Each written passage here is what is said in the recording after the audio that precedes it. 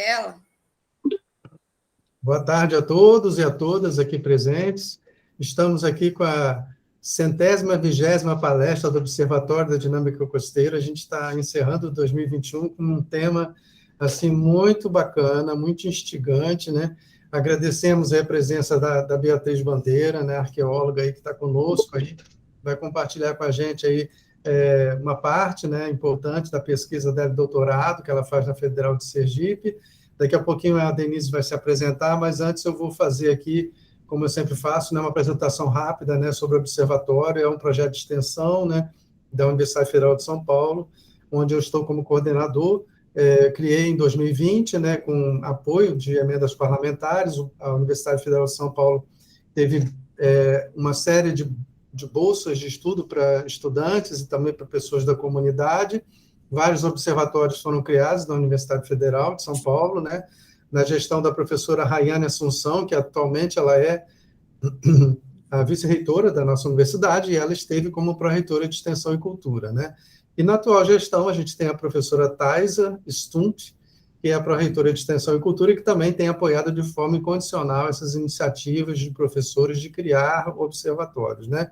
Aqui na Unifesp, em Santos, eu trabalho na Baixada Santista, né, no campus da Baixada Santista. Aqui nessa região nossa na universidade, temos em Guarulhos, no Campo Guarulhos, né, cursos de História da Arte, né, cursos na área de Humanas, Filosofia, e temos aqui a Cláudia Plens, uma arqueóloga, né, e temos também o Gilberto, que é um arqueólogo também, historiador, arqueólogo, né. Aqui na Unifesp a gente tem alguns professores, né, com formação nessa área, né, e também tem aqui curso de especialização de arqueologia forense também, né, em antropologia, e a Universidade Federal de São Paulo ela tem um vínculo bastante grande com a área de medicina, né, medicina legal também. Então, a gente tem aqui na universidade, unidade dentro da universidade em Guarulhos, como eu falei, em Santos, em Diadema, em Osasco, São José dos Campos e na Zona Leste. Acho que eu consegui falar tudo. E na capital, em São Paulo, né? No campus São Paulo também. E aqui a gente tem esse observatório em parceria com o Instituto das Cidades, né? O ano passado, em 2020, foi criado o curso de graduação em Geografia, já está com 2 turmas rodando, né? É um curso novo, e eu colaboro também com a Geografia aqui da Universidade Federal de São Paulo, com colegas do campus da Zona Leste, né? E, ao mesmo tempo, a gente tem aqui na Baixada, né, o curso de Ciência e Tecnologia do Mar, né, um curso de bacharelado interdisciplinar, onde tem vocação para trabalhar o mar, né, na perspectiva, são várias perspectivas, né, uma delas é gestão costeira, outras são na área mais técnica, né, de oceanografia geológica, oceanografia física e biologia marinha, e essa área de arqueologia aqui não tem desenvolvida, né, mas é uma área de interesse, né, de alguns docentes. A gente tem um grupo pequeno da área de humanas, né, mas a gente pretende ainda continuar com o observatório promovendo eventos que vão tratar da arqueologia, né. Daqui a pouquinho eu vou colocar no chat, enquanto a Beatriz vai apresentando o trabalho dela, eu vou colocar alguns links que remetem, né, ao que a gente produziu em 2018 e 2019, aqui na Pinacoteca Benedito Calixto, né, em Santos, de palestras sobre arqueologia. Foi um negócio fantástico aqui. Todos os sábados de 2019, de manhã, tinha atividade na Pinacoteca, num espaço bem bacaninha que tem aqui, né, em Santos, perto da praia, né, com a palestra de arqueologia. Então, a gente teve aqui Denise Gomes, tivemos aqui uma série de pessoas bacanas demais, na área de arqueologia, antropologia também, pessoas que vieram aqui até do Nordeste para dar palestra para a gente, né, pessoas da área também, pesquisadores da USP, do próprio Museu Nacional. Então, a gente teve aqui um conjunto grande. Foi aí que eu conheci, em 2019, arqueologia de contrato, por arqueólogas assim, que trabalham com empresas, né, nessa questão de suporte aos empreendimentos, aqui no Porto de Santos, e de forma bem bacana eu conheci esse contexto um pouco da arqueologia de contrato, né. Bom, eu sou engenheiro cartógrafo, formado na UERJ, no Rio, mestrado em geodésia lá em Curitiba, doutorado em geografia, né? E eu fiz no Museu Nacional uma disciplina com a Tânia Lima, né? Foi ali que eu despertei a curiosidade grande em arqueologia. Eu fiz o curso de Geologia do Quaternário e fiz um trânsito lá pelas áreas de palinologia, tafonomia, né? antracologia, arqueologia também, e foi fantástico, né? Então, isso aí foi... Depois do meu doutorado, eu fiz essa especialização e foi algo extraordinário. Aí eu estou com a Cristiane Amarante, né, minha parceira aqui na própria... Luiz, diga, Luiz, pode falar, falem aí. Ah, não, Luiz, desculpa, eu vou ter que abrir aqui só um minutinho. Eu vou abrir rapidinho aqui, que eu tô com um negócio aqui para clicar. Pronto, Luiz, pode falar aí, o microfone está aberto, pode falar. Tem um rapaz aí que quis falar alguma coisa, está tranquilo, Luiz Miguez. Miguez. Eu abri o microfone, você quer falar alguma coisa agora ou quer aguardar um pouco? Bom, eu vou ativar o vídeo também, se quiser abrir o vídeo, as pessoas podem, nesse momento agora, eu deixei aberto. Mas aí eu fui aluno da professora Tânia Lima, foi lá que eu trouxe, eu tive a dimensão de como que a arqueologia era uma área fantástica, né? Com interfaces com um monte de áreas, né? E, ao mesmo tempo, eu acabei dando uma aula, né, no mestrado de arqueologia, a convite dela, numa disciplina isolada, e participei de um trabalho de campo de um aluno de mestrado da Tânia, né, em Presidente Kennedy, ali no litoral do Espírito Santo, arqueologia histórica, né, com essa parte de cartografia, GPS, foi um negócio bacana demais. E aí, pessoal, a gente está aqui com esse observatório, com vocação para trabalhar o homem e o mar, né, não só essa parte técnica de geomorfologia costeira, de geografia física, geologia, né, vinculado ao litoral, a gente trabalha numa vocação de trazer estudos onde a rotina da população local ela é afetada, né, ela é implicada, né, em relação a vento, onda, maré, corrente litorânea, essa questão de erosão de praia já é uma vocação minha já há muito tempo, né, e aí eu tenho tido aqui estudantes que o ano passado, né, trabalhos de campo a gente não está podendo fazer, que estiveram estudando, né, de forma teórica, essa questão aí da dinâmica costeira, né. E aí, só para finalizar minha fala, para a gente chamar a Beatriz, né, já teve esse ano matéria sobre erosão costeira, né, vinculada ao observatório, é o que a gente tem feito. Já teve uma matéria no National Geographic, né, a revista dos Estados Unidos, na internet, teve uma matéria jornalística também com a Folha de São Paulo, dia 14 agora, foi até matéria de capa, falando de atafona, erosão costeira, e teve também, nossa, não estou lembrando, teve mais uma matéria assim, no Domingo Espetacular, que é um programa televisivo, onde teve muita coisa bacana de imagens de drone, falando de erosão, né? Claro que a perspectiva nossa hoje é trabalhar a arqueologia subaquática, né, com a Beatriz, e a gente entende, né, que a relação do homem com o mar também passa pela questão da ocupação humana no litoral. A tese de doutorado da Cristiane Amarante nos trouxe algo muito bacana, ela trouxe aqui, em dois momentos, né, um depoimento, né, vamos dizer assim, relato, né, sobre a pesquisa dela, né, de arqueologia histórica, e hoje a gente vai para o litoral da Bahia, né. Eu já estive olhando um pouquinho sobre esse naufrágio, né, que a Beatriz está dedicada a pesquisar esse naufrágio.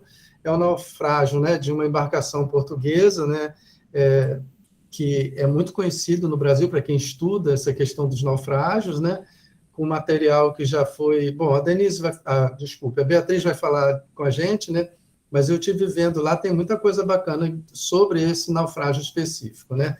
E a história nossa aqui é justamente a Beatriz trazer esse relato para a gente, nessa perspectiva de uma pesquisa, né, séria, pesquisa aplicada, é um doutorado que ela está se dedicando, né, pela Federal do Sergipe, né.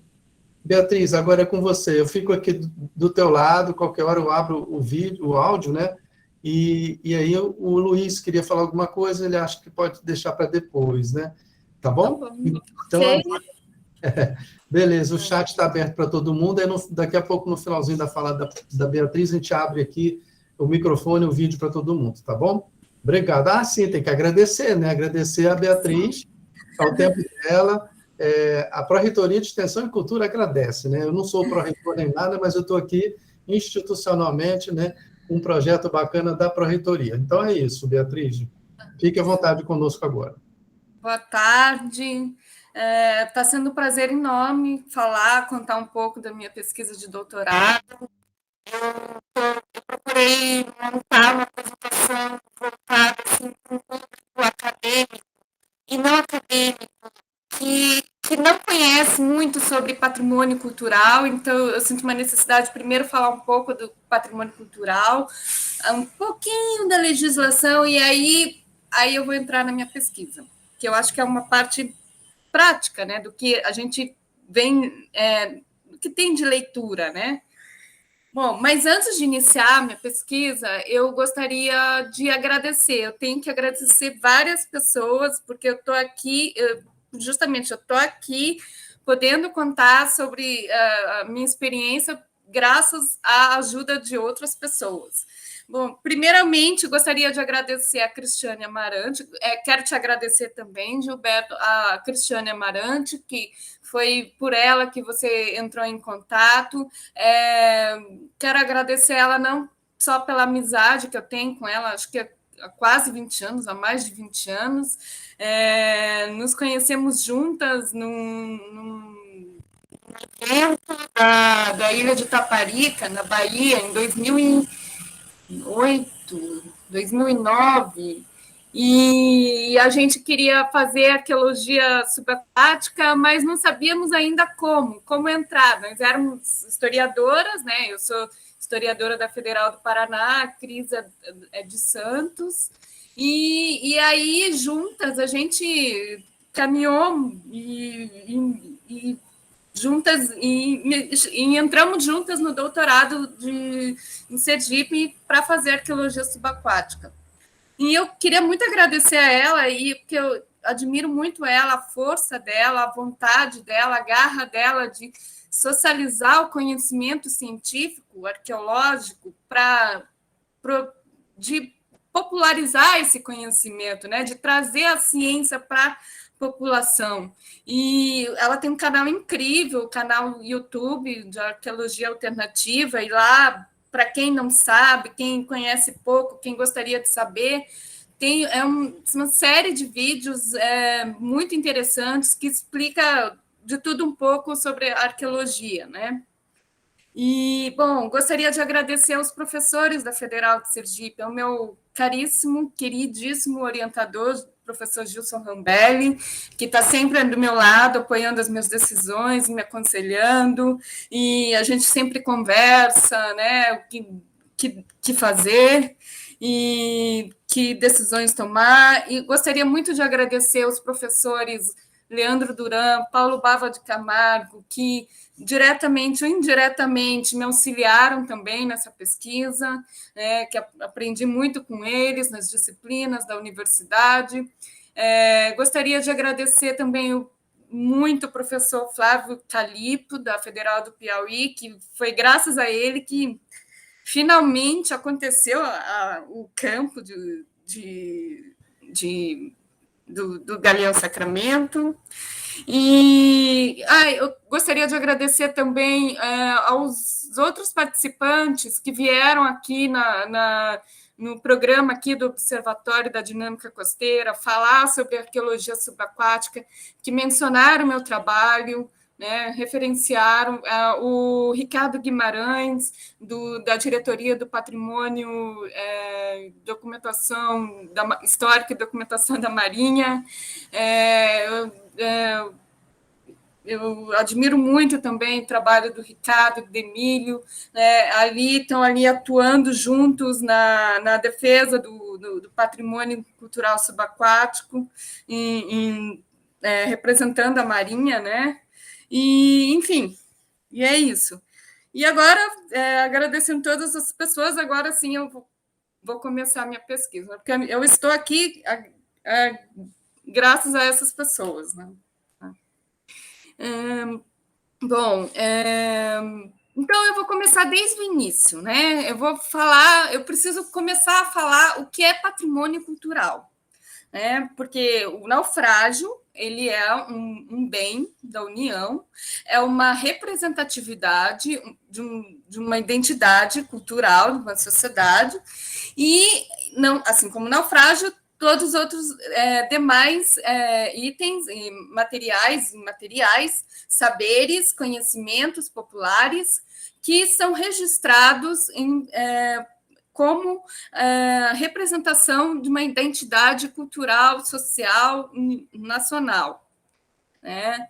E aí começa desde lá de 1937, quando é decretado a lei, né, em que constitui o patrimônio histórico e artístico nacional, que é um conjunto de bens móveis e imóveis existentes no país e cuja conservação seja de interesse público, quer por sua vinculação a fatos memoráveis da história do Brasil, quer por seu excepcional valor arqueológico ou etnográfico, bibliográfico ou artístico, né? Então, é o patrimônio material, que é o que vai representar as edificações, as construções históricas, né? O patrimônio arqueológico, que são sítios arqueológicos que, podendo ou não ser sítios, que registram a passagem de culturas pretéritas, né, através da materialidade, podendo ser pré-históricas ou históricas, né?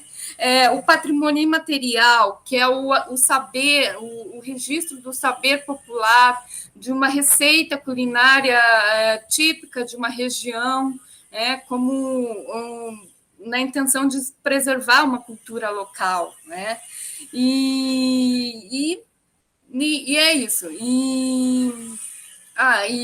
Temos também paisagens, né, naturais, paisagens históricas, né, tombadas, né, que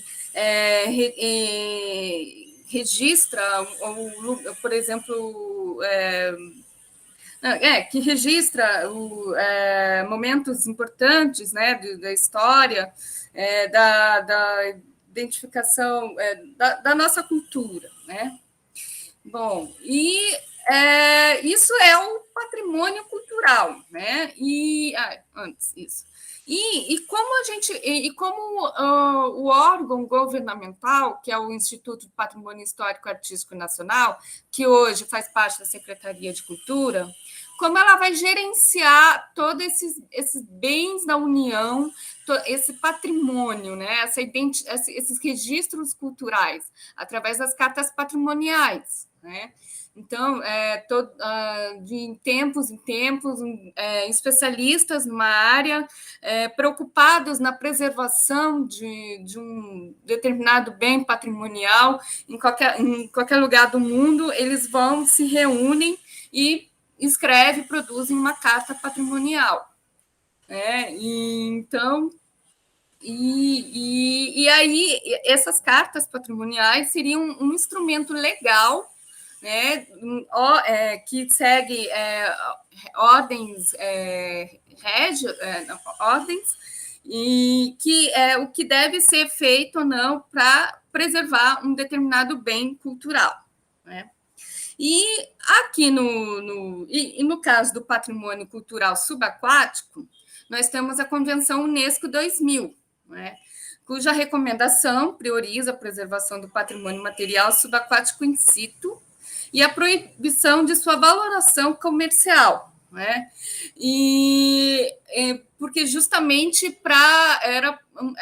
foi feita essa carta para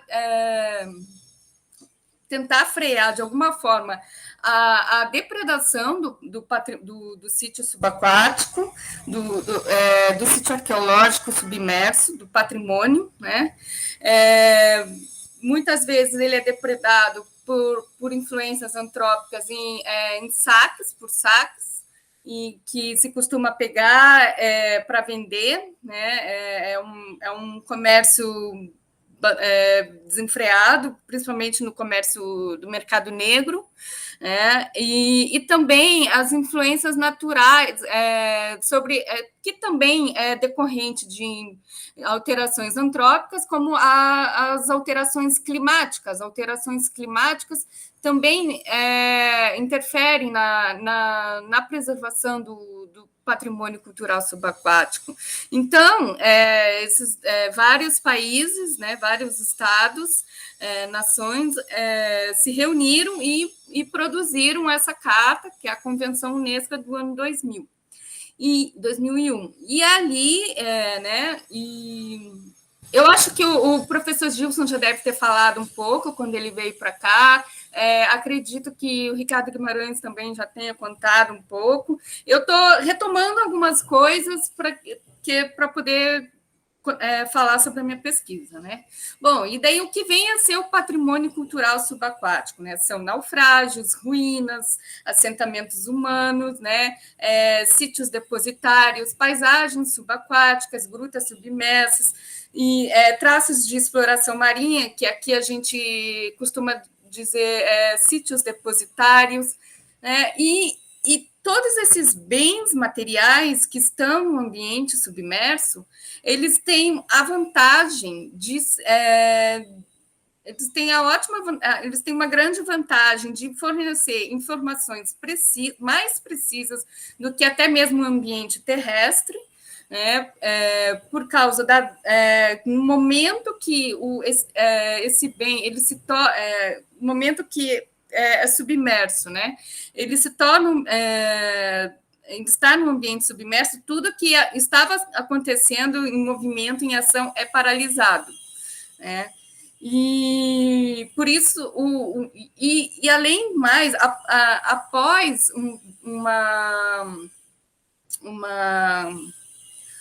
como eu vou dizer, um processo de estabilização físico-químico, que aquele elemento, aquele sítio, naufrágio, aquele bem passa, né, que estava acima da superfície, depois passa a estar submerso. Após essa estabilização, tudo que está embaixo tem um grau de conservação melhor até mesmo que o terrestre, com exceção dos orgânicos, que depende também do tipo do oceano no mar onde nós estamos. Por exemplo, no Mar do Norte, os naufrágios de madeiras, né, do período moderno, eles se conservam muito melhor do que aqui no Oceano Atlântico, porque aqui nós temos uma bactéria, que é o teredo de alguma coisa, que agora esqueci, ele come essa madeira, né? E as embarcações de madeira, elas tendem a se deteriorar mais rápido, mas tirando isso, o sítio ele é mais preservado que o ambiente terrestre. Bem, e por essas condições, né, da boa preservação dessa possibilidade de precisar melhor a data, né, a datação cronológica do determinado artefato, é por isso que o mar é considerado o maior museu do mundo, né, que é um legado da humanidade, é um grande depositário do legado da humanidade. E, bom, daí aqui alguns exemplos de naufrágios, né? Naufrágios, né? Acredito que o Guimarães tenha falado, e o Demílio também.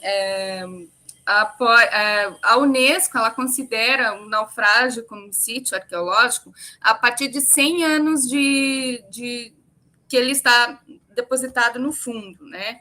Já aqui na Marinha, aqui no Brasil, nós consideramos até a década de 50, né? Com o advento das duas grandes guerras mundiais, né? Além dos naufrágios, como sítios submersos, temos restos de explorações marítimas, né, que seriam os sítios depositários, que podem ser âncora que teve que ser cortada no momento de uma tempestade, armadilhas de pescas, né? Ruínas submersas, áreas intermareais de interface, né? Que áreas portuárias, né? Cidades submersas, o Port Royal na Jamaica, e as grutas, né? Aqui no cantinho, aqui é um exemplo de um crânio de uma menina de 16 anos que foi encontrada no interior de uma gruta submersa no México, junto com com restos de uma megafauna, né? Que isso pode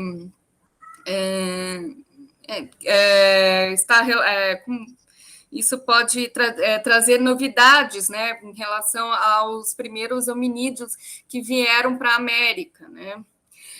Bom, como exemplos de paisagens marítimas, né? Geralmente tudo que seja construção, edificações, né? Que em conjunção com o ambiente marítimo, ele compõe uma determinada atividade, social, né? Por exemplo, um solar do Inhão, aqui é muito conhecido um engenho do século XVI, que temos aqui na costa aqui da praia aqui da Baía de Todos os Santos. Esse solar do Inhão, ele existe, esse engenho, ele funciona desde o século XVI, depois passou por várias transformações, depois de engenho virou uma fábrica de rapé, e daí da fábrica de rapé acabou virando o Museu de Arte Moderna daqui da Bahia. E todas essas transformações que esse edifício passou, né, históricas, também deixou vestígios humanos passados, né, que em frente a esse engenho foram encontrados restos de carvão, né, carvão que era para oriundas das máquinas da fábrica de rapé. Então, todos esses vestígios, né, a funcionalidade que isso remete, isso é uma paisagem marítima. Né? Então, como é a legislação, né? A gente acho que Gilson já deve ter falado, Ricardo Guimarães também já deve ter falado, e os outros meus colegas também que vieram, provavelmente Paulo Bava, Emílio, e a Cris. Então, aí a legislação, né, em relação ao gerenciamento desses bens, do bem patrimonial submerso, como é que atua aqui no Brasil? Bom, temos exemplos de boas práticas institucionais entre Marinha e o IPHAN, atualmente, graças à legislação do licenciamento ambiental. Para quem não sabe, né, quando toda obra que acontece, seja ela pública, privada, tem que passar pelo IPHAN. Né? Além de ter autorização do órgão ambiental, tem que ter autorização do IPHAN. Para se caso porventura encontrar um sítio arqueológico, o que fazer, se deve resgatar ou não, como se a área apresenta potencial ou não, e como gerencia, e se sim, se tem que resgatar, como gerencia esses bens, né? E aí e a Marinha, né, graças à portaria interministerial em 1989, né, ela tem um acordo com o IPHAN, né, em aprovar os trabalhos mas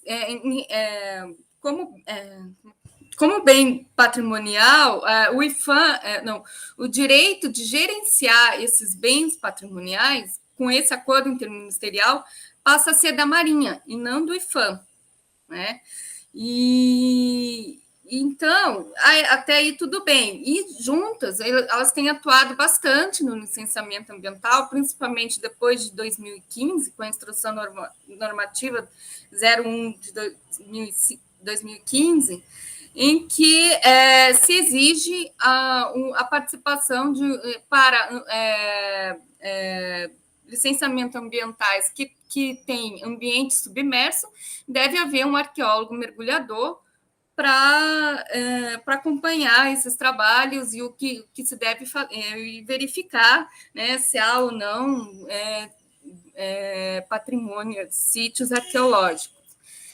E acontece que, até aí tudo bem, na Constituição Federal Brasileira de 1988, se por acaso, né, isso em consonância com lá o Decreto-Lei de 1937, se porventura um patrimônio cultural, um sítio arqueológico sofrer algum dano, alguma depredação, leva a pena, multa para que esse dano possa ser reparado.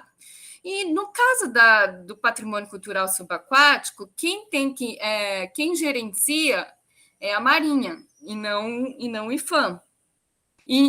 Né, então, isso meio que anula esse poder de se algum dano acontecer com o patrimônio cultural subaquático, né, em partes. Né? E um outro fator que é preocupante, né, em relação à preservação do patrimônio é que, até o ano 2000, a legislação da Marinha era regida a Lei 7542, de 26 de setembro de 1986, sobre pesquisa, exploração, remoção.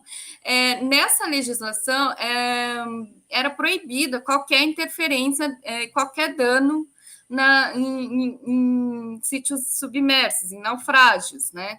Mas, no entanto, no ano 2000, essa condição muda, podendo, em que é permitido a exploração em sítios subaquáticos. Ainda que a Marinha ela segue, o Brasil segue os direitos do mar, né, a lei número 8617 de 1993, para que, quando acontece, para que tenha um acordo jurídico com outros estados-nações, em casos de danos ambientais. Né? Mas, no caso do patrimônio cultural, é permitida a exploração e de um modo passivo, a compra, a venda de artefatos arqueológicos, né, submersos. Então, aí tem esse imbróglio jurídico, né? Permite, mas não permite, e atua em conjunto com o IPHAN na aprovação de seriedade de pesquisas, em pesquisas arqueológicas na área do licenciamento ambiental. Né? Bom, se quiserem fazer mais perguntas depois, eu vou continuar aqui. Né? É isso. Bom, e apesar desse imbróglio jurídico, né, apesar dessa contra-maré, essa natação contra a maré da permissividade de exploração econômica, a arqueologia subaquática no Brasil, nos últimos 20 anos, ela tem, como ciência, ela tem evoluído muito, muito. Graças por causa do boom do licenciamento ambiental de obras, né, cursos de graduação em arqueologia começaram a surgir no início dos anos 2000, então a gente tem vários cursos de graduação de arqueologia, a PUC de Goiás, a UERJ, a gente tem, que é mais recente, na verdade, Sergipe, Federal do Piauí, Federal de Pernambuco, e Rio Grande do Sul, Federal do Rio Grande do Sul, Pelotas, tem várias universidades com graduação em arqueologia. Às vezes, essa graduação ela é uma especialidade, né, vinculada às ciências sociais, mas tem Minas Gerais também temos, não, acho que é o FMG, só pós-graduação, enfim.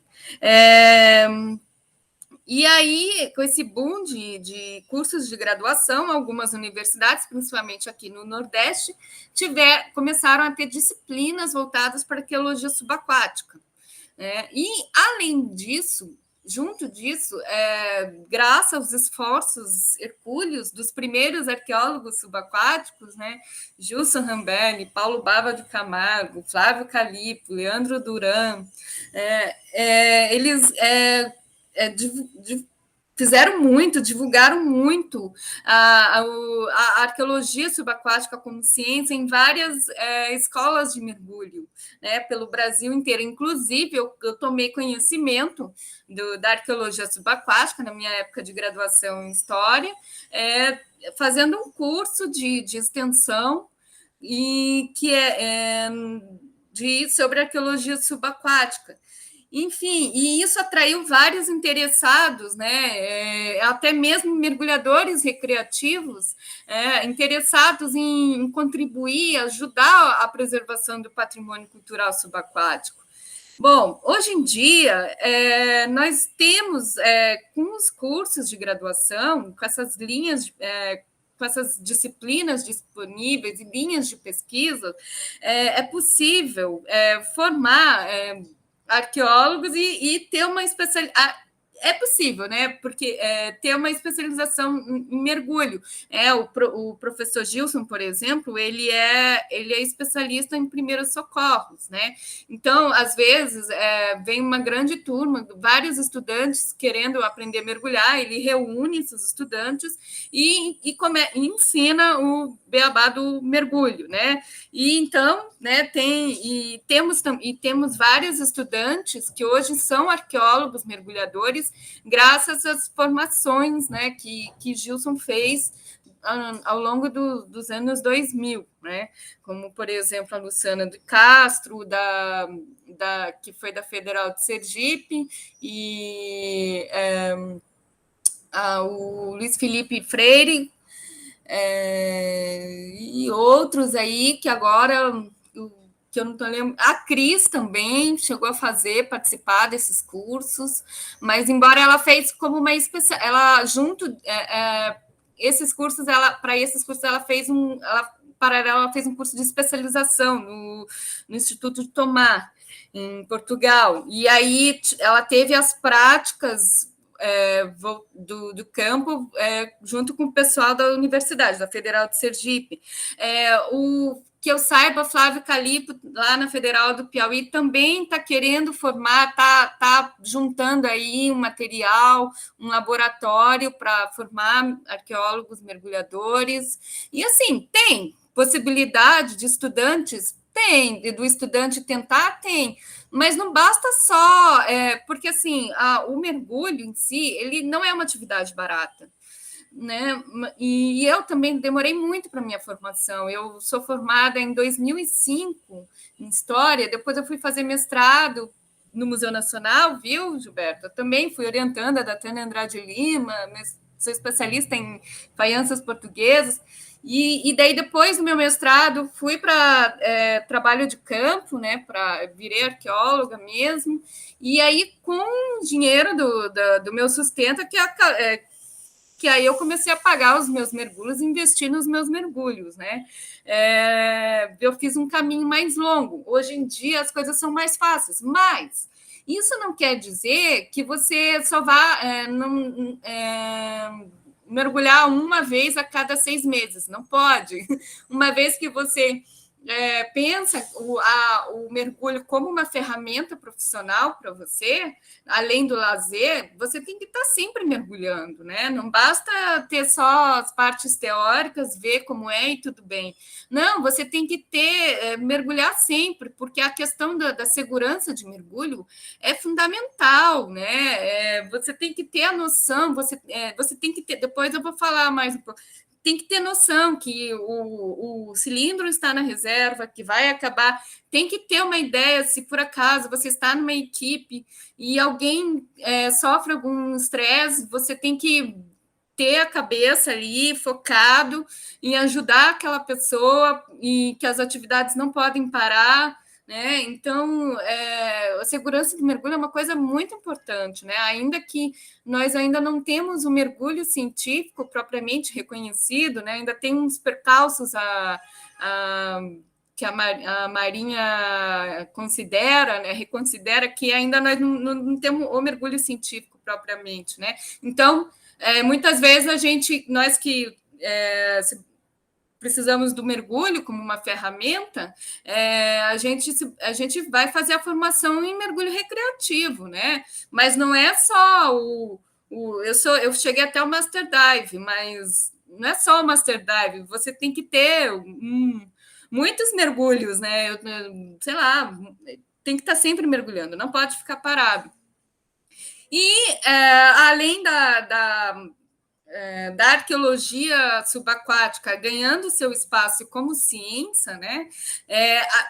Contudo, porém, todavia, as universidades ela ainda não formou em peso arqueólogos mergulhadores. Infelizmente, ainda falta esse tipo de gente, esse tipo de profissional.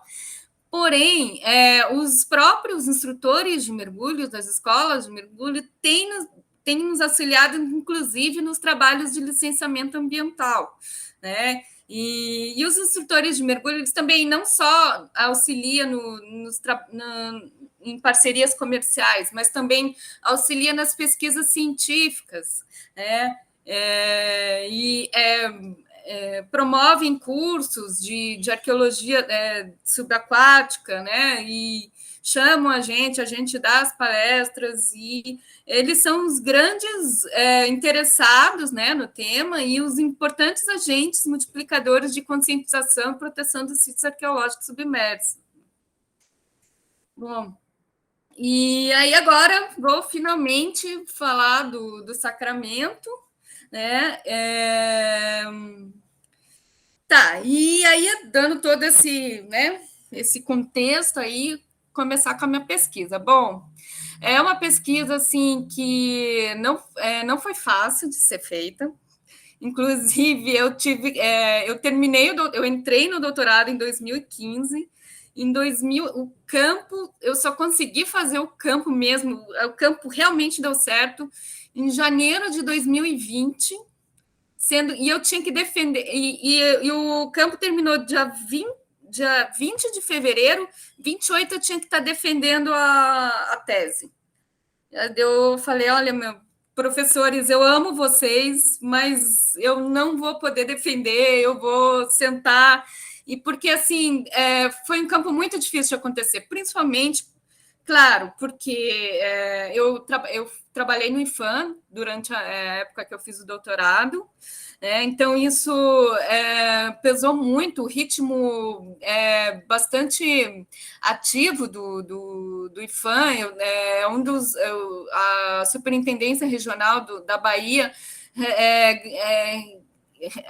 recebe muitos projetos de licenciamento ambiental, e então era muito projeto, e eu assim acabava levando a tese, né, quando dava, né? E quando foi a minha qualificação em 2017, os professores viraram para mim e falaram, montaram uma receita para mim. Olha, Beatriz, tem um bom plano B se caso você não puder mergulhar no Sacramento e poder fazer a sua pesquisa, né? E aí não havia gente também. Eu não tinha pessoas que pudessem mergulhar comigo para fazer o registro. Então, por isso que eu quis expor tudo como é a arqueologia subaquática, né? Como ela está hoje, e para chegar até aqui, né? Então, não tinha gente, e também outros fatores, né? Um sítio que está situado a 32 metros de profundidade, é um sítio profundo, né? É um mergulho profundo. E mergulho profundo, você tem que ficar o mínimo de tempo possível, né? Por causa do gás, a porcentagem de gás que você respira, o seu volume, o seu pulmão diminui de tamanho, você respira muito mais do que se você estivesse na superfície, e consome bem mais rápido o gás, quanto mais profundo você está, do que quanto mais você está próximo à superfície.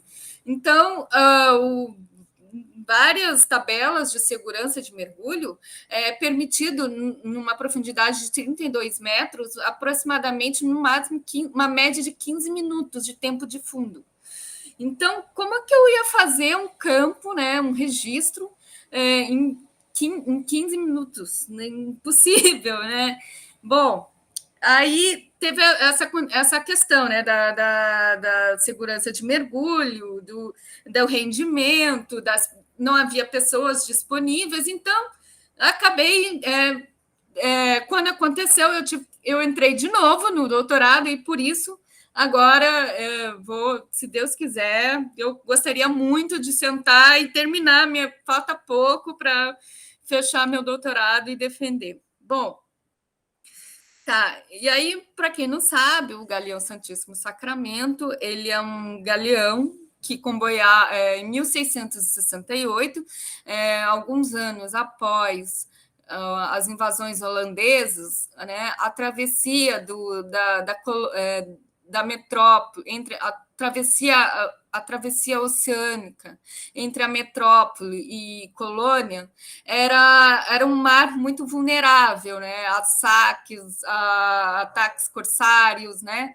e principalmente ataques corsários. Então, era comum, né, começou após as invasões holandesas e após o reestabelecimento da coroa portuguesa, a criação da Companhia Geral do Comércio, que seria uma frota, né,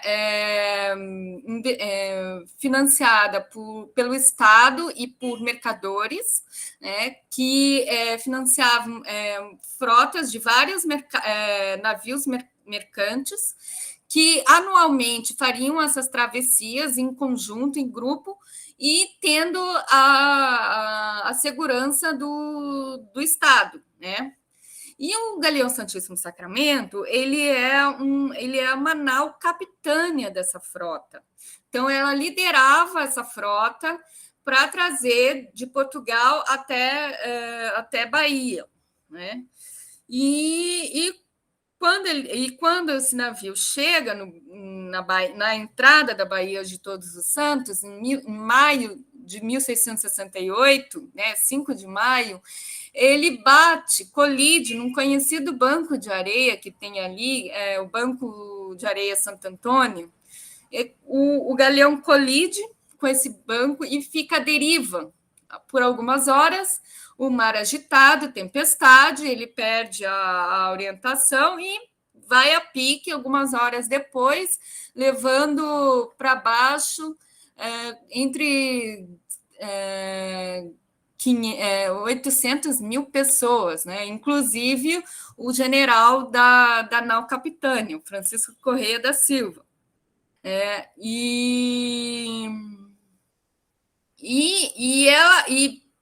Por causa dessa tragédia, reza a lenda que, inclusive, temos o conhecido farol Santo Antônio, aqui, que hoje atualmente é o Museu Náutico, né?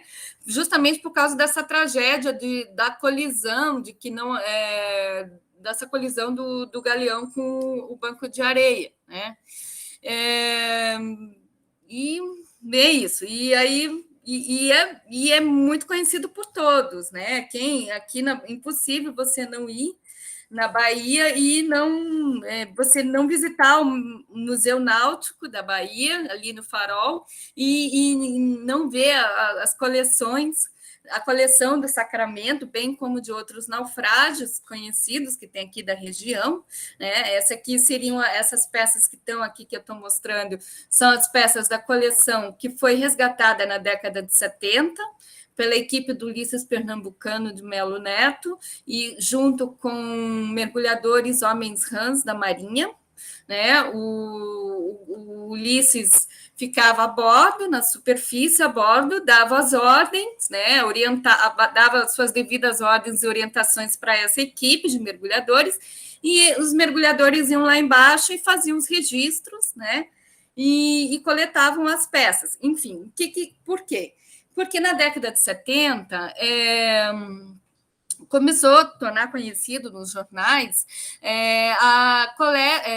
pescadores estavam encontrando canhões, instrumentos náuticos e outras peças valiosas, e estavam vendendo essas peças. E isso chegou nos ouvidos da Marinha, a Marinha preocupada, né, com essa depredação, resolveu desenvolver uma pesquisa arqueológica, né, ali, chamando o Ulisses Pernambucano, e junto com a equipe de mergulhadores, eles ali fariam um registro dessas peças mais valiosas, né, do Sacramento, como os canhões de bronze, porque os canhões de bronze são mais valiosos, os instrumentos náuticos e uma grande parafernália doméstica, como louças, também artefatos objetos para serem vendidos, como, por exemplo, esse conjunto aqui de dedais, aqui, crucifixos, também artefatos do cotidiano náutico, né? Isso aqui são placas de chumbo, folhas de chumbo que eram colocadas ali entre o cavername para proteger para proteger a madeira, né, do mar, né, e do tancredo, do teredo, da bactéria, né, que come lá a madeira, né. Bom, e aí eles fizeram, essa equipe, eles coletaram esses objetos e fizeram esse registro aqui, do sítio, né.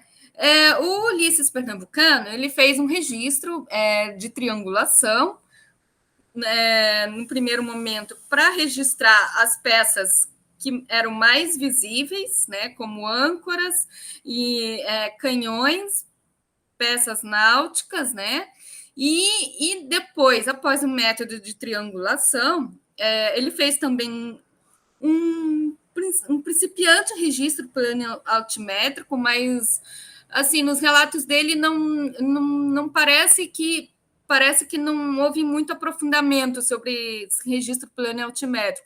Se vocês perceberem, o sítio ele está todo contornado aqui por essa linha é a linha dos lastros, né, que o galeão, toda a navegação a vela de madeira do período moderno, acho que até mesmo com os de ferro, para o navio navegar em equilíbrio, tinha todo um equilíbrio junto com peças pesadas, né, de artilharia, âncora e outros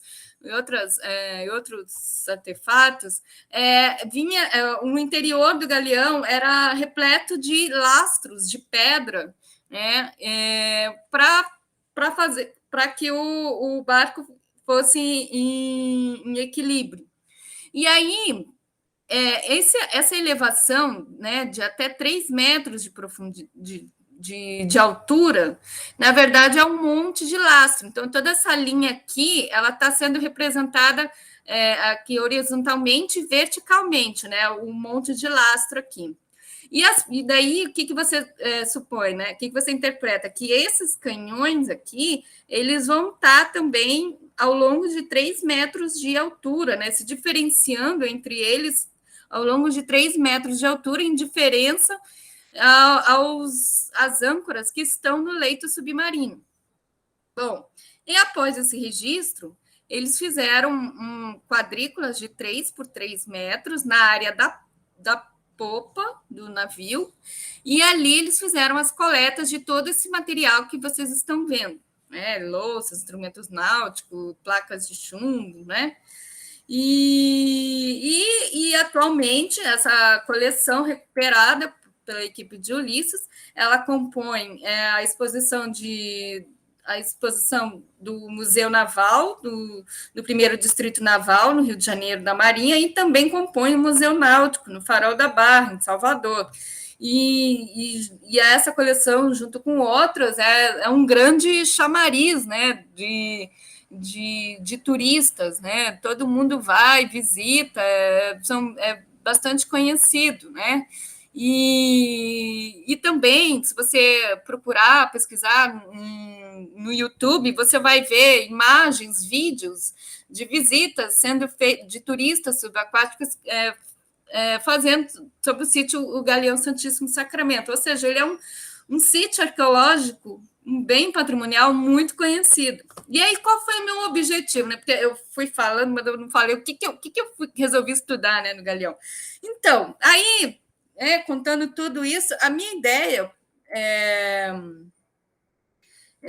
meu objetivo principal foi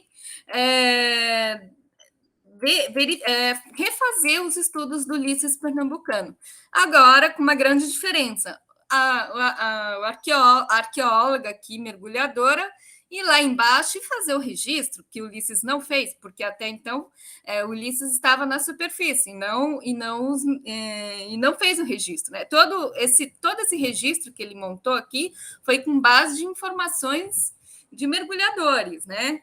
E, além disso, eu queria testar isso e também eu queria ver se houver verificar semelhanças e diferenças entre o estado atual do sítio com quando o Ulisses registrou. E que diferenças e semelhanças são essas, né? E também pensando, e por fim, avaliar o estado de conservação desse sítio submerso, né? Que até então eu acho que não há, assim, né? E aqui no Brasil, em termos de patrimônio cultural subaquático, né? Então, e também a ideia é como que o imbróglio jurídico, né? Essa questão da arqueologia subaquática como ciência, como grande difusora, né? De conhecimento, como tudo isso que eu falei, como ela está sendo vista, como isso é refletido no próprio bem patrimonial. Então, lá fui eu, né? Como eu falei, não foi uma pesquisa fácil, né?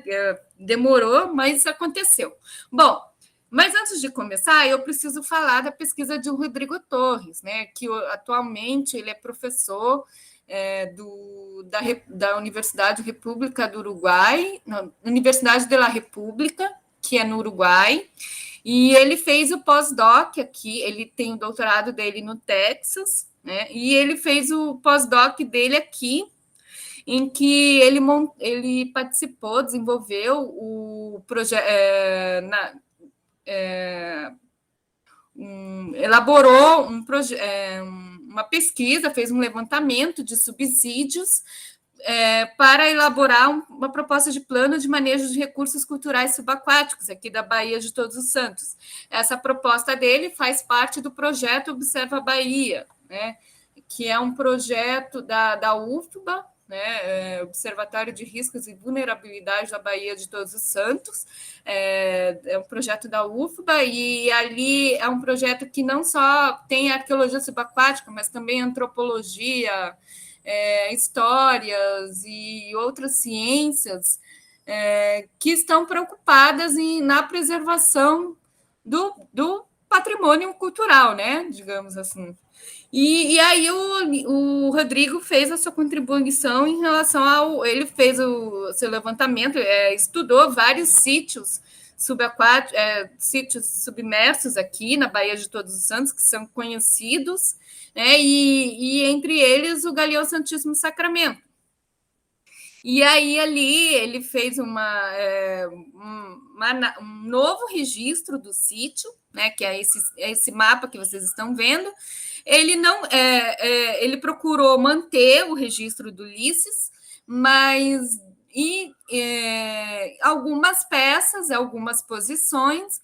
Se vocês prestarem, depois eu vou mostrar o mapa do Ulisses e depois do Rodrigo, que há mudanças e ainda há semelhanças e mudanças, né? Isso foi em 2015, né? E que ainda havia já mudanças e semelhanças em relação ao registro do Ulisses. E, inclusive, foi esse mapa do Rodrigo que me serviu de guia para desenvolver a minha pesquisa lá embaixo, né? Então, foi isso.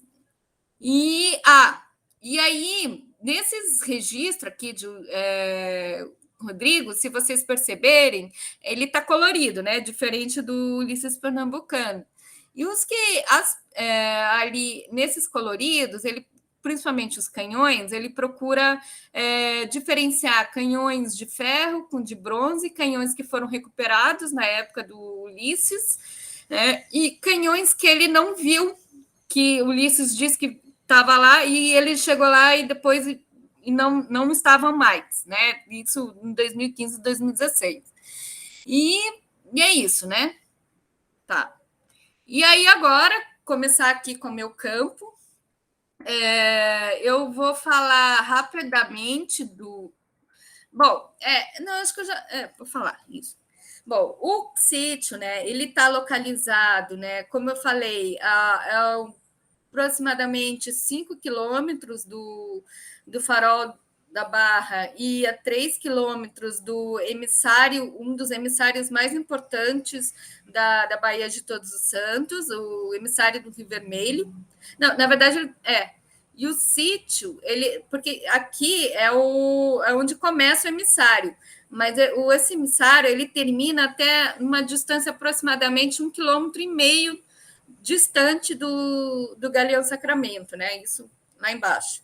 E aí, junto, né, além dessa localização do Google Earth, tem aqui a localização de pontos fixos, né, que as operadoras de mergulho costumam fazer, que além da localização do GPS, os marinheiros, os pilotos, eles procuram também seguir nos pontos fixos da costa, para eles se localizarem onde está o Sacramento, né? Bom, no primeiro momento, eu vou falar rapidamente, na verdade, esse campo, o Sacramento, esse registro, ele teve 2 etapas de campo. E no primeiro momento, que foi em 2019, eu não... Toda a equipe que eu montei foi de instrutores de mergulho. E preocupada com um limitado fundo de tempo, só de 15 minutos, né, com a segurança de mergulho, eu conheci, fiz amizade com o grande Ribri de Laszlo Moczari, ele é lenda aqui na Bahia. As operadoras de mergulho, os mergulhadores aqui têm um carinho enorme pelo Laszlo. E o Peter também, ele conhece a Baía de Todos os Santos na palma da mão, assim, todos os naufrágios ele já visitou. Então, eu trouxe essas pessoas, né, e junto com eles, outros instrutores de mergulho, o Jornada, o Alvani Oliveira, né, o Oswaldo Monteiro, que são instrutores de mergulho da NAUI, e o Bruno e o Juvenal, que são instrutores de mergulho da Escola de Mergulho Galeão Sacramento, tá? Ficou aqui sem o letreiro aqui da escola deles. E eu montei uma equipe com eles, né, para eles me auxiliarem na tentativa de fazer um registro de triangulação, da mesma maneira que o Ulisses fez também. A gente ia fazer também esse registro de triangulação. Só que não deu muito certo, né?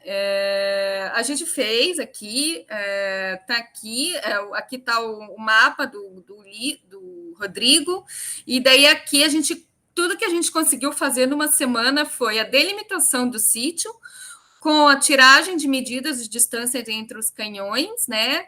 E ali a gente conseguiu constatar quais os canhões que estavam e não estavam, bem como a orientação lá embaixo, e também a gente tirou 2 pontos A gente fez 2 pontos de GPS, né? A gente, em cada extremidade, em cada âncora, do lado bombodo, do lado estibodo, né? E aí a gente tirou 2 pontos de GPS, né? A gente fez uma linha fixa, né? Procurou fazer uma linha fixa o máximo possível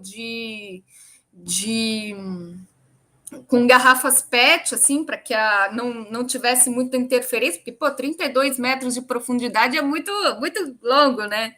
E aí, daí a gente batemos os pontos. E então, a gente conseguiu fazer o reconhecimento espacial do sítio, foi o que a gente conseguiu fazer. Bom, e com isso, foi uma pesquisa que eu comportaria, inclusive.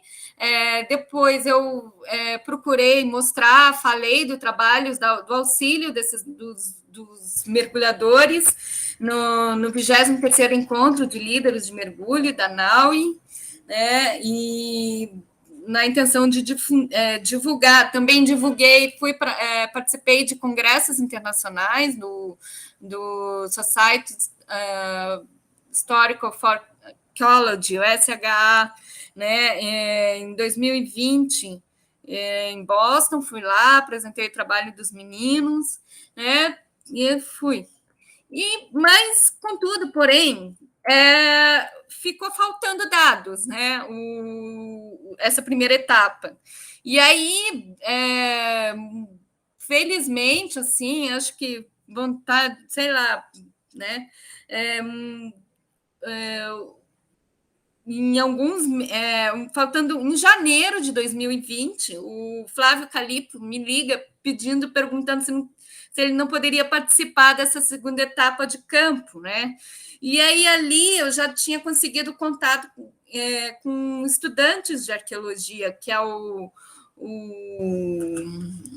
Marquinhos, que é da Federal do Ceará, ele é instrutor de mergulho, mas ele fez mestrado dele em Ciências do Mar, voltado para arqueologia subaquática, o Júlio César Marins, que é da UERJ, e junto deles eu trouxe de volta os Rebreeders, o Jornada e o Oswaldo, e mais os instrutores de mergulhos aqui daqui da Galeão Sacramento, uma nova equipe, e assim, finalmente, o método de triangulação, né, tudo que o Ulisses fez, eu pude fazer também.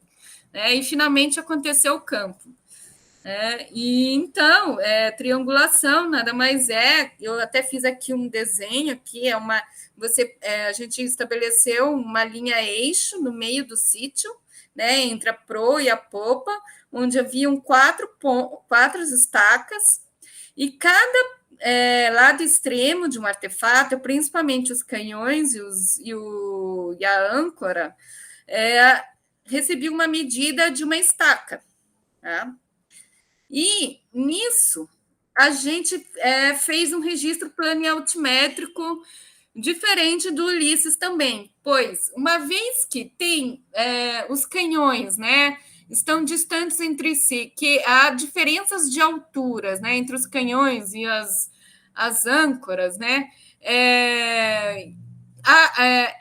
essas diferenças de profundidades entre uma peça e outra vai influenciar, interferir na distância real entre as peças, né?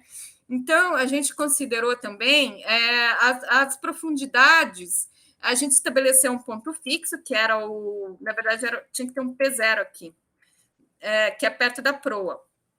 E nesse ponto fixo, todas as vezes que a gente fazia o mergulho, a gente tirava a profundidade. E através da fórmula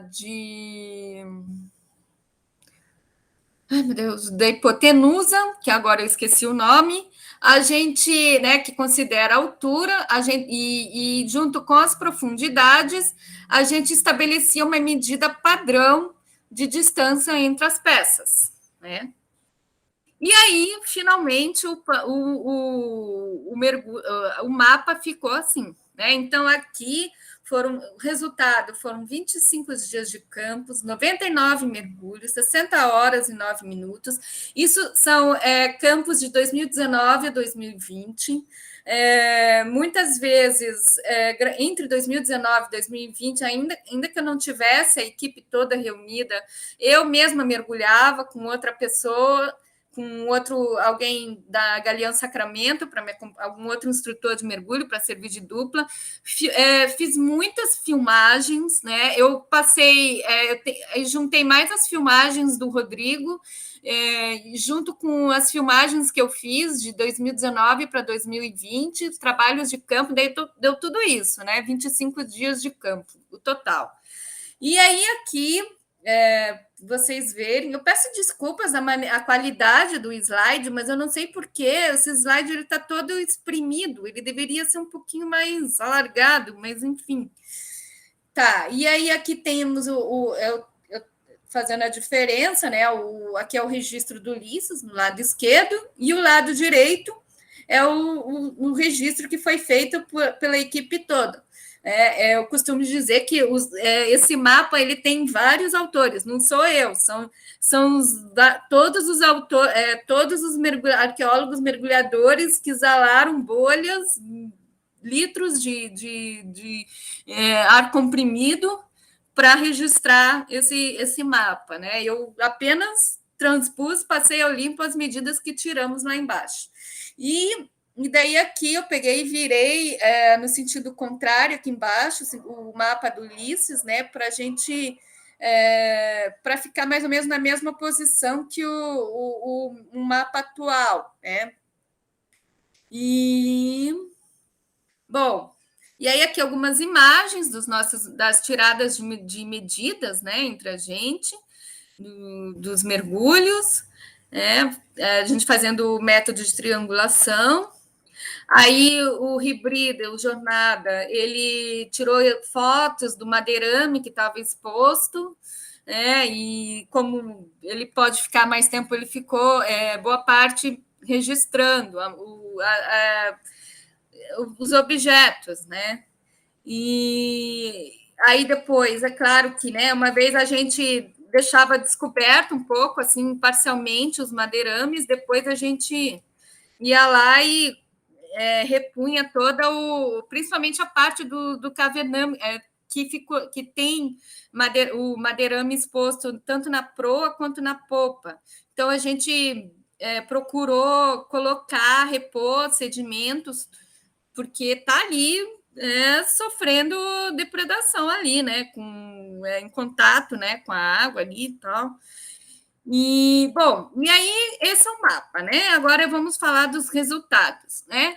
Então, vocês olhando aqui esse mapa, as bolinhas azuis, os círculos azuis, é o que ainda resta de igual do sítio do Ulisses Pernambucano. O que está pintado de vermelho, isso foi esse mapa ele foi montado graças aos registros que foram feitos pelos autores e também dos vários vídeos que eu produzi lá embaixo. Eu produzi mais de 5.000 imagens, e aí, olhando cena por cena, né, fui verificando as semelhanças e diferenças. Então, o que está pintado de azul é o que ainda permanece ao original, né? O que está pintado de amarelo eu questiono o registro do Ulisses.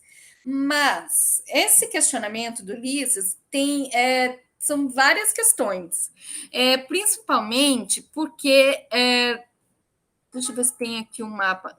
No mapa de Ulisses, não sei se vocês percebem, mas aqui ele está editado errado, né?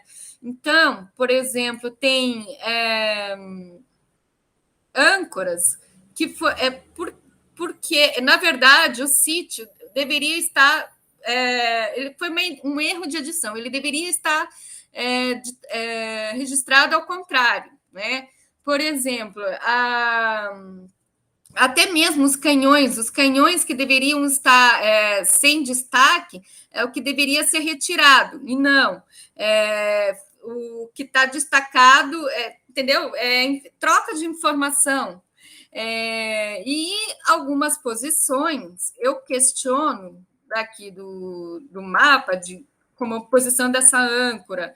Esse canhão aqui, Ulisses diz que ele foi recuperado. Na verdade, ele não foi recuperado, ele continua lá. E esse canhão aqui, ele deveria estar na proa, no registro do mapa do Ulisses, ele está na proa, e não, ele está na popa. E o que está pintado aqui de lilás, eu questiono o mapa de Rodrigo, né? Por exemplo, aqui, que daí já é 2015 e 2016, né? Num intervalo, né, de 5 anos. Por exemplo, Rodrigo registra as envergaduras do leme, depois eu vou mostrar, elas estariam aqui junto com um pedaço de âncora, junto com esse canhão. E, na verdade, as envergaduras do leme, eu encontrei ela aqui. Essa parte aqui, esses retângulos cor-de-rosas aqui, marrom, seriam o madeirame exposto, tá? E aí aqui são os pontos fixos, né? Que na verdade a gente mediu um eixo central no meio do sítio,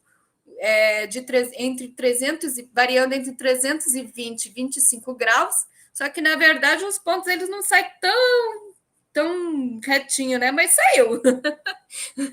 E aí os pontos vermelhos são alterações que o sítio teve num intervalo de 4, 5 anos, né, entre os vídeos do Rodrigo produzido em 2015 e os meus vídeos em 2019, e até mesmo no intervalo de um ano teve assim uma mudança brusca, que principalmente essa área aqui da popa, eu cheguei a acreditar que não existia mais o canhão ali, de tanto que mudou ali, mas eu vou mostrar. Bom, resultados. Então, né, como comprovação de que ainda algumas peças continuam na posição original, né, temos aqui essa foto, foi tirada pela equipe de mergulhadores Homens Hans, né, durante os mergulhos, os registros deles na década de 70, e aqui é um registro feito pelo Rodrigo em 2015, e aí essa embora o ângulo não seja o mesmo, mas as mesmas peças continuam aqui, entendeu? Continua ali do mesmo jeito. Bom, aí aqui as mudanças entre 2016 e 2020, nos 4 anos, né? Por exemplo, essa peça aqui é o escavém do mastro, é uma peça metálica que liga entre geralmente os mastros, né, do veleiro, são 2 mastros, na verdade, né? E aí eles são 2 mastros interligados com uma pecinha metálica, que seria essa pecinha aqui, que é o escavém, que está localizada aqui na proa, próximo a uma das âncoras, né? E aí, se vocês repararem, a posição, se vocês prestarem atenção no amarelinho, na mancha amarela que a peça tem, ela está voltada, aqui em 2016, essa peça amarela, ela está voltada para o monte de lastro. Em 2020, ela está no sentido contrário. Essa peça, a manchinha amarela, ela está voltada para o leito, que é em direção à âncora aqui, né? Não sei se vocês percebem ali ou seja, muito provavelmente uma mudança com uma âncora, né? A tentativa de tirar, houve ali um fundeio, né? E aí, na hora de arribar a âncora, puxou com tudo, e aí a peça simplesmente foi para o outro lado, né? Não sei se vocês percebem aqui. Esse slide está muito ruim, cara. Ele está muito esticadão, assim. Mas, Beatriz, uma perguntinha rápida. Essa intervenção que você diz nessa posição desse objeto está associada a pessoas que estiveram lá? Sim. Então, uma âncora e fez alguma ação? Então, essas alterações que eu denotei, muito provavelmente são alterações de fundeios que fazem no sítio, né? Ou pode ser tentativa de saque também, né? De ir lá, mexer no sítio e tentar tirar, né? Mas geralmente é tentativa, o fundeiro. A pessoa vai lá, bota a âncora e tenta puxar, e aí acontece o estrago, né? Ali, né? Mexe, altera, muda tudo, né? Aí aqui, 2019, 2020, foi assim a alteração mais drástica que eu notei. Nós estamos aqui na popa do navio. Não sei se vocês prestando atenção, ali no lado esquerdo superior de vocês tem ali canhão 28 e 2 círculos, né? E aí em cima de um círculo é canhão 11. E aí esse canhão 28 não dá para perceber, né, no primeiro momento que é um canhão, mas é um canhão. E um círculo do lado direito, sobre o canhão, é uma pedra, é uma peça que está incrustada junto no canhão. E aqui tem um coral, do outro lado é um coral, está ali em cima, bonitinho, né? Isso 2019, né? Que é sem círculo, esse foi o campo de 2019. No campo de 2020, aquela peça que estava sobre o canhão, ela está no chão. E o coral que estava ali de pé, perto do canhão 11, caiu. Não está mais ali no lugar. E eu ali, inclusive, nos diversos mergulhos que eu fiz, eu me guiava. Para mim, esse era o canhão 28, graças a essas características do coral e da peça que estava sobre o canhão. E quando a gente foi para o campo de 2020, isso não existia mais. Eu achei, até no meio do campo, até no meio dos dias lá do campo, eu achei que não existia mais o canhão. Eu achei que tinham tirado o canhão, que tinha sumido, que eu não achava. Aí até que ao longo dos mergulhos a gente, não, é um canhão que tem ali. Só que está completamente alterado, mexido, né?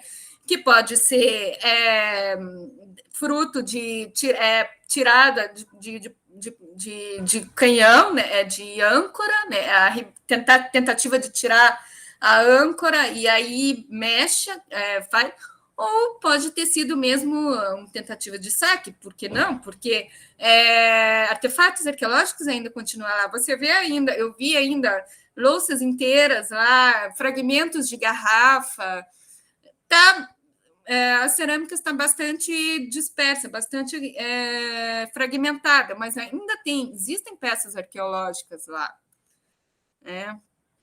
E, bom, a envergadura do leme, né, que deveria estar na área do estibordo, daqueles canhões do estibordo, ela não está, ela está do outro lado, na popa, né, que seria isso aqui, seriam as peças que encaixam aqui, essas pecinhas aqui que vocês estão vendo ali na ilustração, e depois uma foto de um especialista em construção naval, essa foto que eu tirei. E por último, né, falando aí, voltando agora, finalizando aí sobre patrimônio cultural, e muitas vezes o próprio sítio arqueológico, ele pode ter também a sua ser modificada, né, culturalmente, o seu significado. Ainda que o sacramento ele seja lembrado, ele é visto por causa da sua tragédia trágico-marítima, né, das peças que continuam lá, dos canhões, todo esse misticismo do naufrágio, as peças que estão lá no museu.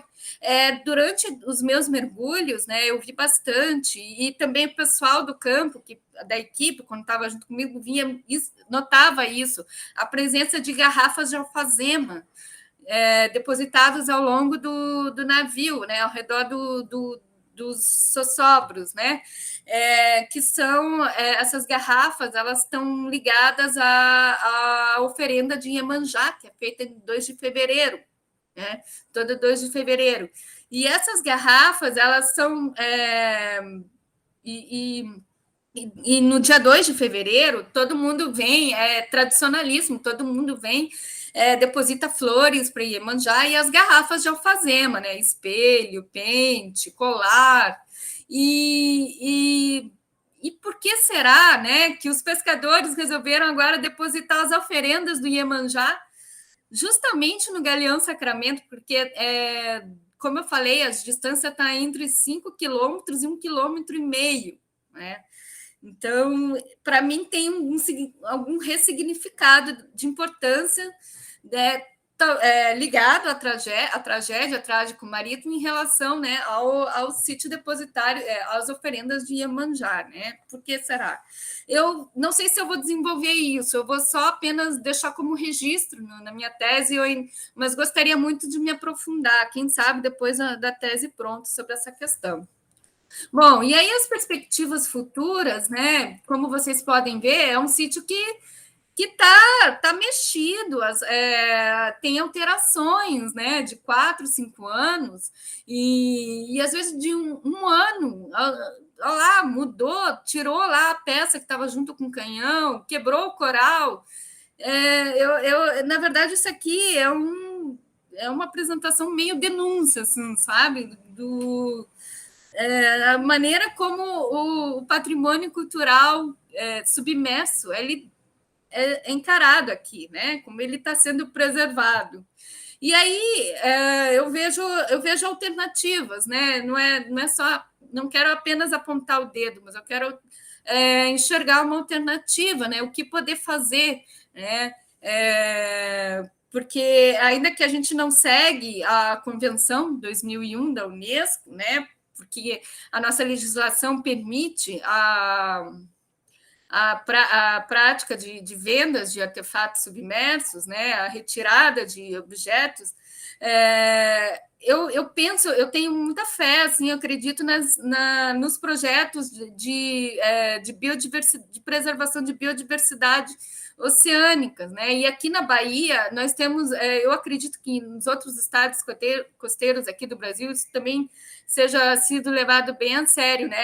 As pessoas têm a preocupação de manter a qualidade da água limpa, de fazer limpezas, organizar mutirões de limpeza, tirar o lixo do mar, né? E eu acredito que, por que não? Pode ser uma alternativa de preservar um sítio arqueológico, né? A partir do momento que você tem a preocupação de conservar a biodiversidade, né? Porque um naufrágio ali ele atrai muitas espécies, né? E muitas vezes esses naufrágios são descobertos por pescadores, porque eles sabem aonde tem as grandes quantidades de peixes, né, e de espécies. E quem sabe essa preocupação, né, da preservação da biodiversidade possa ser uma alternativa para preservar esses sítios, já que temos esse imbróglio jurídico, né?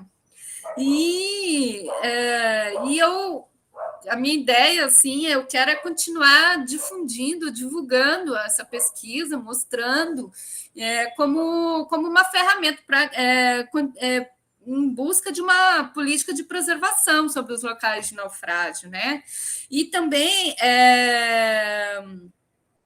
e é isso, né? Enquanto nós não temos também ainda um corpo profissional né, do arqueólogo mergulhador ainda formar em peso pelas universidades, nós temos os mergulhadores, né? E aí eu acredito na política e na união, né? Para a gente poder manter o nosso patrimônio cultural subaquático. E é isso. Olha, Beatriz, é excelente a sua abordagem, é muito bom demais, porque uma parte do seu discurso ele vai ao encontro, né? A partir dessas outras experiências que a gente teve, né? Com o Capitão Guimarães, com o Cristiano Amarante, da Adriana Negreiros, etc., né? Se você quiser descompartilhar, tudo bem, porque senão a gente vai ver o WhatsApp aqui. Não, parar a apresentação. Pronto. Isso.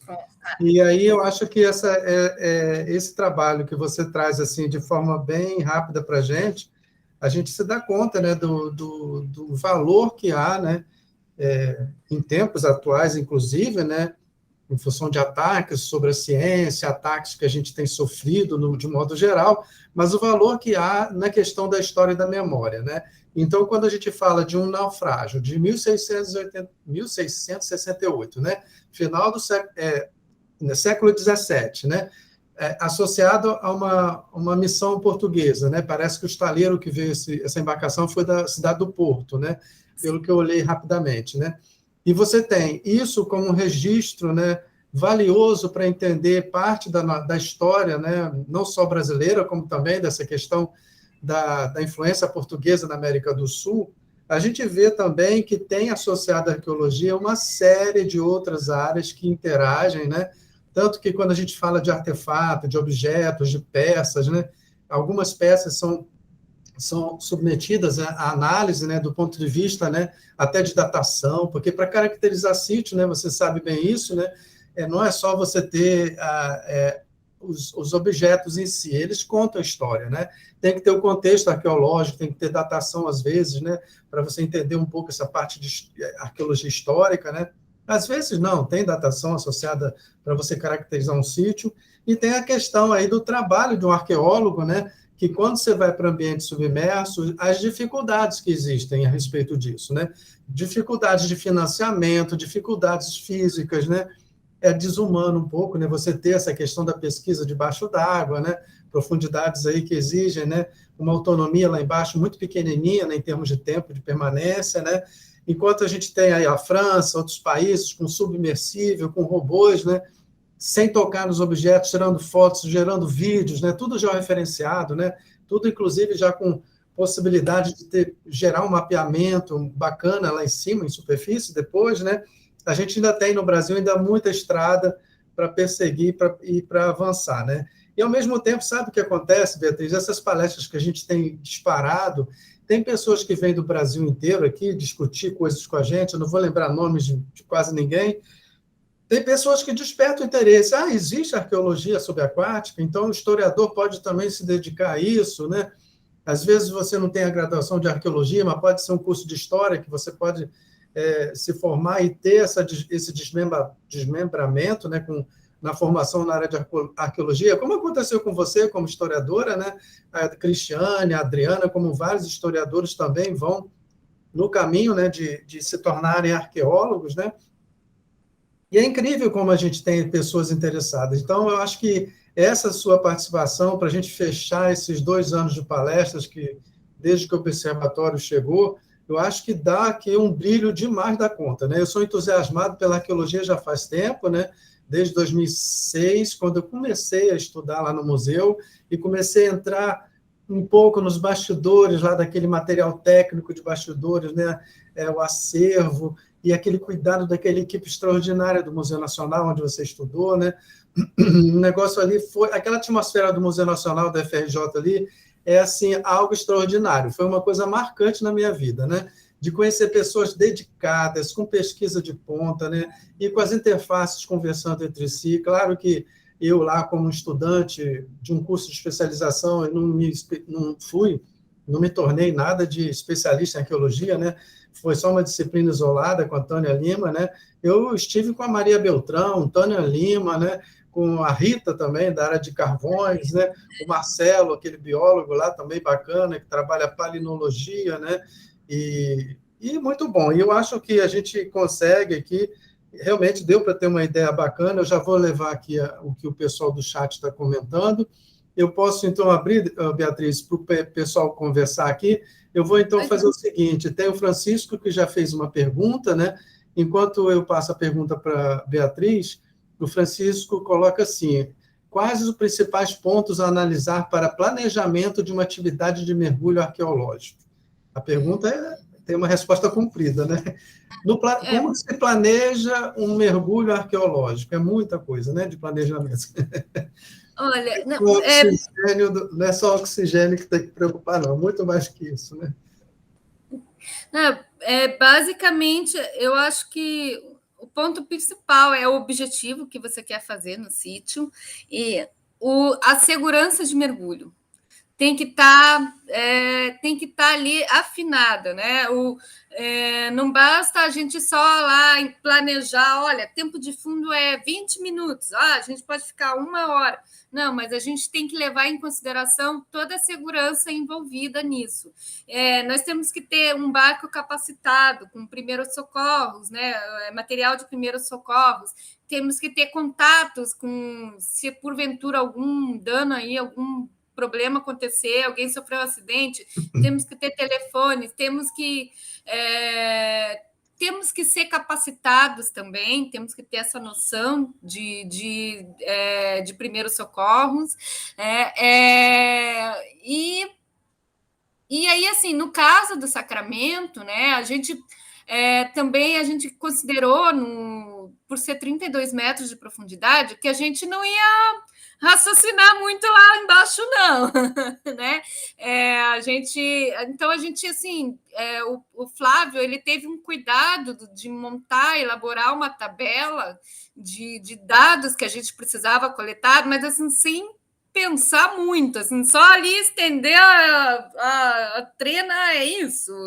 E ponto. E não pensar muito, registrar, fazer coisas sem pensar, porque as pessoas se perdem mesmo, sabe? Teve gente que não tinha noção que o teu cilindro está na reserva, apesar que o tempo limite era 15 minutos, mas tinha gente que respirava muito mais rápido que 15 minutos e não tinha noção que está acabando o cilindro, porque para você subir, você leva 40 minutos para subir, pelo menos, né? Porque você tem que exalar o excesso de gás que você respira, né? De níveis em níveis, não pode ser rápido, tem que ser lento. e até para poder chegar ok, tudo bem na superfície. Você tem que considerar isso,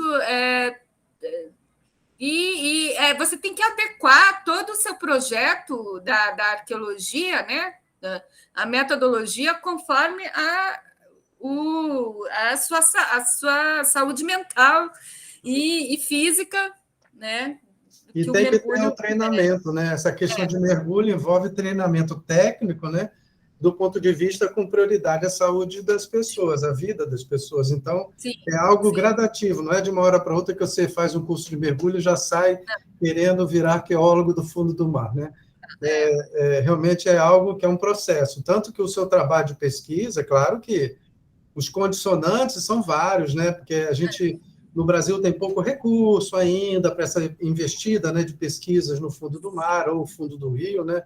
A gente viu bem claramente que a Marinha do Brasil tem avanços nesse assunto de valorização de patrimônio, de preservar, de museus instalados em locais no Brasil, mas ainda tem muito a se pesquisar, né? E, ao mesmo tempo, a profissão do arqueólogo foi regulamentada há pouco tempo, ainda tem isso, né? A arqueologia brasileira tem ainda um pouco, né? Já se tentou lá no governo Fernando Henrique Cardoso regulamentar a profissão de arqueólogo, né? Foi um bloqueio grande, né? Então, há pouco tempo, acho que há uns 3 ou 4 anos, eu não me lembro, né? Que teve a regulamentação da profissão de arqueólogo. Então, é tudo muito ainda lento aqui no Brasil, mas o que acontece é o seguinte, a gente encontra pessoas que desafiam também essas dificuldades, como Beatriz, né? A Cristiane Amarante é outra, né? Tem pessoas aí, o Júlio César, esse Marins da UERJ, eu já fiz convite com ele ainda vai ajeitar comigo uma data, ele vai vir falar também um pouco sobre a experiência dele, é um estudante mais novo, né? Ele, eu acho que finalizou a graduação, alguma coisa assim, mas o curso da UERJ de Arqueologia tem o Paulo Seda, que já deu palestra para a gente, né? Ele não deu abordagem na parte de arqueologia subaquática, né? Mas a gente já tem pessoas muito bacanas que têm valorizado essa questão, e como você colocou, né, Beatriz, museologia, arqueologia, antropologia, sociologia, tudo isso anda de braço dado, né? Então, a gente tem essa questão de pessoas da área de museologia e de turismo também. A gente tem uma turismóloga de Goiânia, Paula Stumpf, né, que é fantástica nesse assunto também, na área de turismo e museologia, né? Então, você tem essas interfaces aí que são muito produtivas, né? E conhecendo você aqui, que eu ainda não te conhecia, Beatriz, é algo, assim, muito bacana, porque você é muito séria, sabe? Você leva a sério demais o trabalho.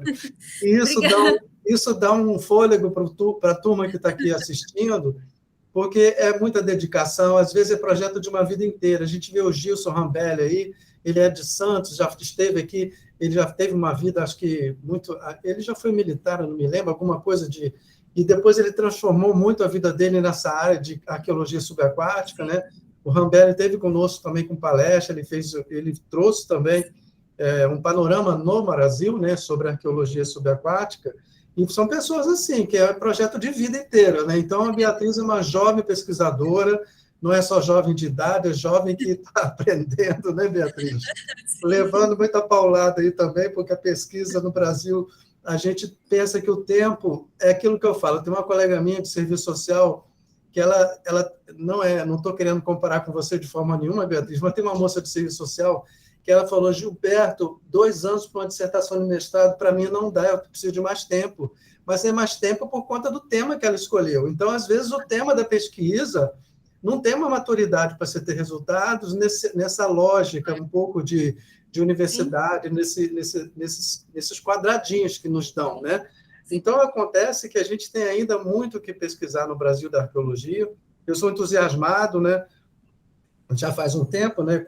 Ainda mais que em Santos encontrei a Cristiane, a Adriana Negreiros, que acho que essa você ainda não conhece, o Rodrigo Cristofoletti também, né? Um historiador muito vocacionado. Aqui em Santos, no litoral, a gente tem a USP mantém aqui o Engenho dos Erasmos, né? Que é um local de visitação, de arqueologia histórica. Nossa, aquilo ali dá um up na cidade muito bacana, né?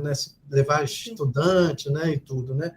Mas é isso, acho que no chat aqui o Francisco chega a comentar um pouco sobre aquela constatação que você teve no mapa, né? A partir das experiências lá no campo, em comparação com os trabalhos anteriores, parecia que o desenho estava espelhado ou rotacionado, né? Mas isso aí é o que deu bem. Exatamente isso que eu quis dizer, espelhado. Espelhado.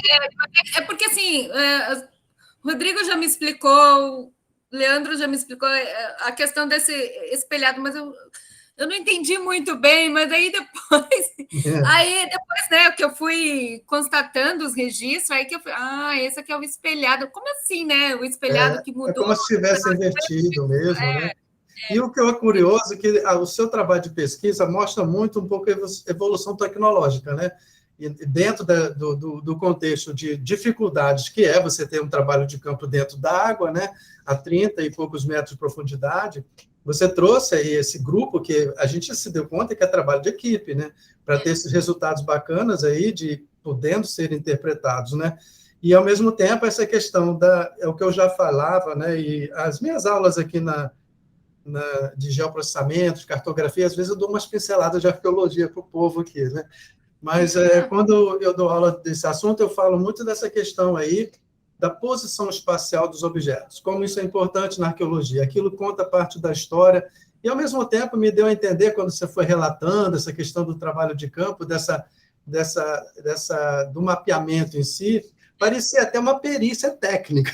Você estava quase que como uma perita, né?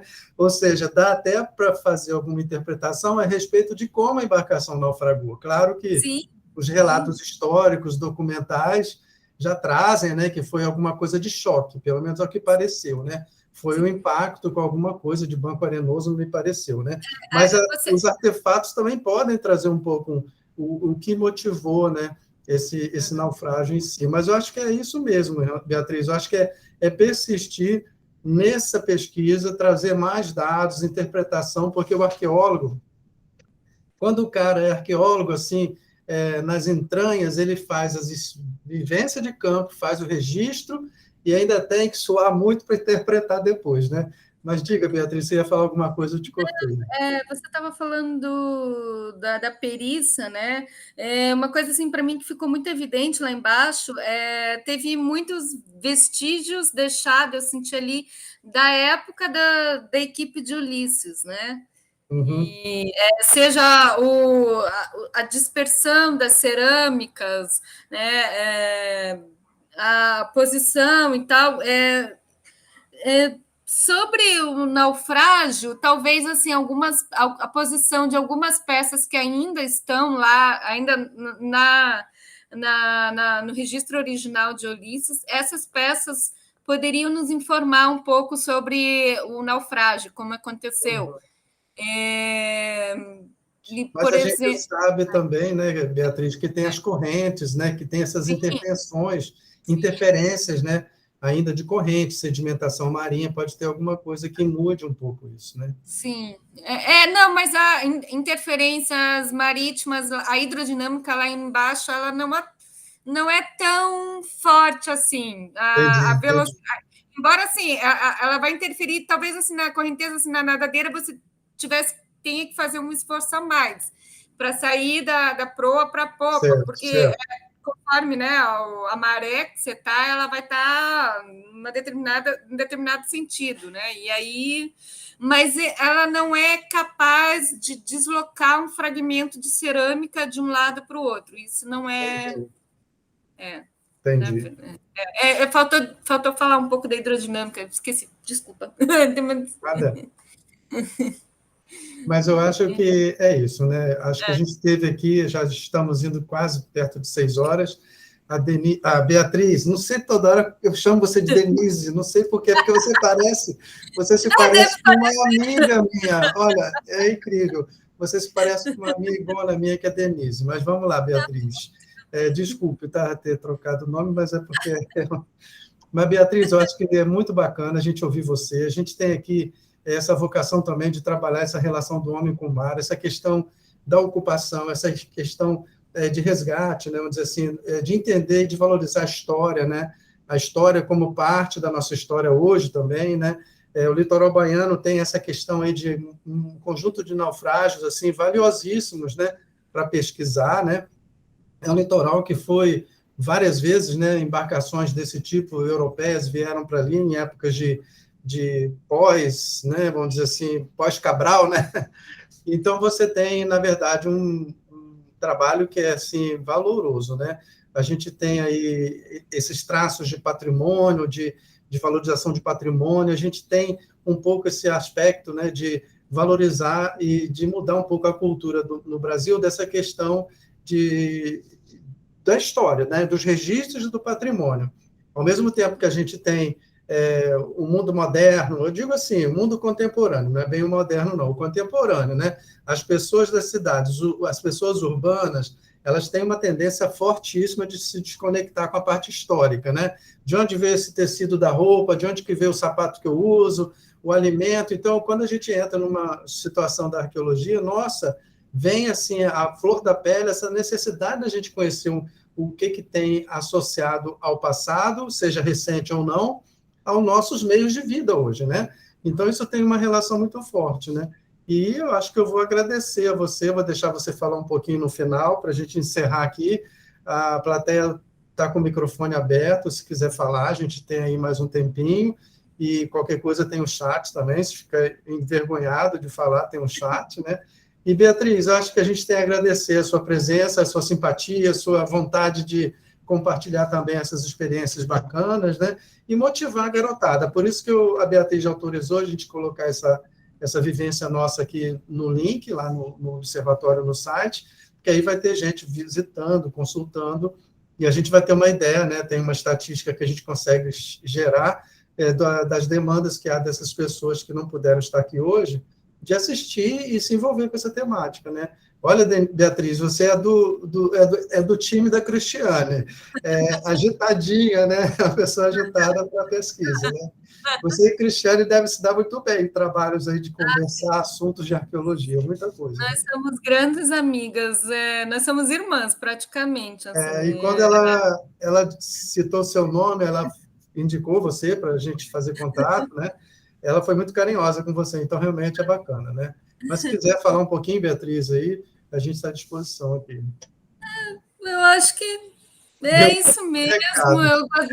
Eu já fiz os meus agradecimentos. Isso. Que eu estou aqui, essa pesquisa toda foi feita graças aos esforços, acho que todo mundo que se dispôs a me ajudar, me orientar, e eu sou muito grata.